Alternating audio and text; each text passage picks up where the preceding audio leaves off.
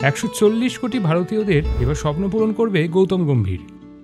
রাহুল দ্রাবিড়ের পর এবার রোহিত শর্মা, বিরাট কোহলি, হার্দিক পান্ডিয়া, সূর্যকুমার যাদব এবং জসপ্রীত বুমরাদের হেডসেটের দায়িত্ব নিলেন সবার প্রিয় জিজি। দেশের সেবা তার কাছে সবসময়তেই অগ্রাধিকার পায়। কঠিন সময়তেও তার চওড়া ব্যাটে জয়ের স্বপ্ন দেখেছে টিম ইন্ডিয়া। এবার সেই গৌতম গম্ভীর ফের ফিরলেন জাতীয় দলে। তবে এবার তার ভূমিকা বদলে গেল। তিনি এবার হলেন হেড কোচ। এর আগে আইপিএলে মেন্টর, কোচ হিসাবে তাকে দেখা গেলেও জাতীয় দলের কোচ হিসাবে এবারই প্রথম। তিনি ছিলেন বলেই আইপিএলে কলকাতা নাইট রাইডার্স প্রায় 10 বছর পর আবার কাপ জিতেছে। আবার এদিকে বিরাট কোহলির সঙ্গে তার মাঠের দৈরত নিয়ে কম খালি খরচ হয়নি সংবাদ মাধ্যমে। কোহলির মতো সুপারস্টার ক্রিকেটারকে কিভাবে সামলাবেন গম্ভীর, সেটাও কিন্তু দেখার বিষয়। তাছাড়া রাহুল দ্রাবিড় তার কোচিং অধ্যায় শেষ করেছেন দারুণ ফল সমেত। বারবাডোসে টি20 বিশ্বজয় করে ন্যায় বিচার পেয়েছেন রাহুল দ্রাবিড়ের টিম। আর এবার তার ছেড়ে যাওয়া চেয়ারেই বসছেন গৌতম গম্ভীর। আচ্ছা, তোমাদের কি মনে আছে 2011 বিশ্বকাপ ফাইনালের কথা, যেখানে গৌতম গম্ভীরের সেই অসাধারণ 97 রান এবং মহেন্দ্র সিং ধোনির সাথে সে গুরুত্বপূর্ণ পার্টনারশিপ, যার জন্যই সেই বছর বিশ্বজয়ের পথ নিশ্চিত হয়েছিল টিম ইন্ডিয়ার।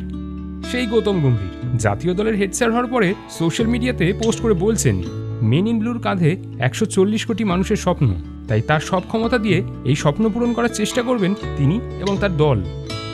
একদিক থেকে দেখতে গেলে গৌতম গম্ভীর ও রাহুল দ্রাবিড়ের মধ্যে বয়সের ব্যবধান ছাড়া তেমন কোনো ফারাক নেই, কিন্তু রাহুল দ্রাবিড় যতটা ধৈর্যশীল, যতটা কঠোর পরিশ্রম করতে পারেন, ঠিক ততটাই করতে পারেন গৌতম গম্ভীরও।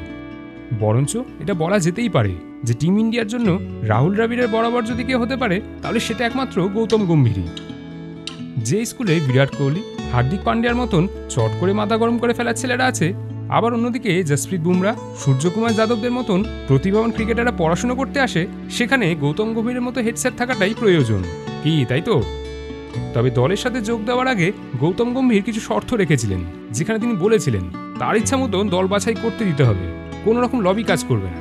যে ভালো খেলছে তাকেই একমাত্র দলে রাখা হবে, আর যে পারছে না তাকে তৎক্ষণাৎ সরিয়ে দেওয়া হবে।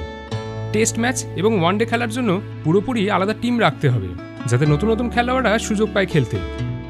এবার এটাই দেখার যে এই মুহূর্তে ক্রিকেট বোর্ড গম্ভীরের দেওয়া সব শর্ত মেনে নিলেও তারা কতদিন এটা বজায় রাখতে পারে।